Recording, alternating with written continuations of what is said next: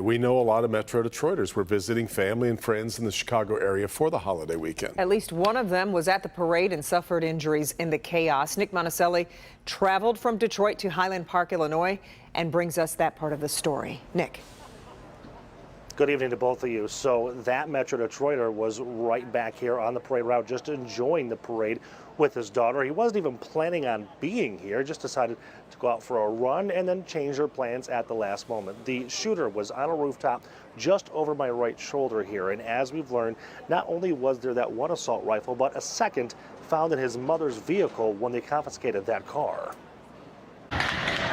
All of a sudden we heard pop, pop, pop. Initially, like everybody else's reaction, thought it was fireworks. Tim Wilson was expecting a normal 4th of July parade Monday morning. Everyone was, until he and his daughter heard the shots from above, and then he felt it. Yeah, I felt it. Yeah, and I felt the blood coming down.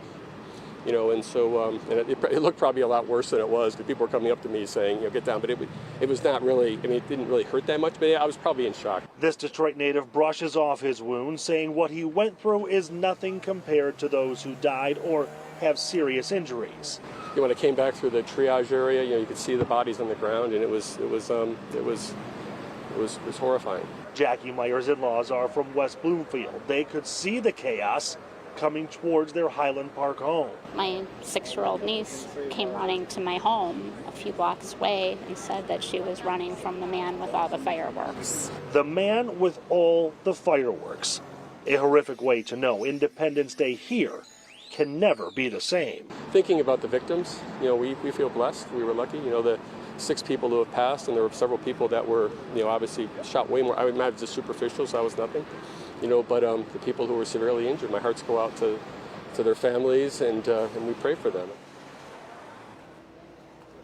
Again, he's really downplaying the severity of that. Just a millimeter one way, and he could have instantly been killed. Now, talking about the suspected gunman, we just learned that the county prosecutor is holding a press conference at 5:30 Central Time, so 6:30 our time, presumably, according to the Sheriff's Department, to talk about charges that are going to be filed. So they expect that gunman to be in court tomorrow, facing a judge for the very first time. Coming up here on Local 4 News at 6 o'clock, we've started hearing stories about heroism, the people who helped the victims after they were hurt. But what about those who were just searching for a place to go, a place to hide from the gunman?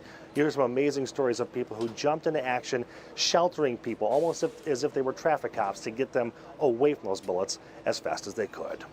We're in Highland Park, Illinois. Nick Monticelli, Local 4. Yeah, all right, Nick. And about 90 minutes from now, we'll have an eye on that news conference. That's right. And as Nick just said, he'll have more coverage from Highland Park ahead at 6. Plus, Lester Holt will anchor NBC Nightly News from Highland Park. That's here at 6:30 on Local 4.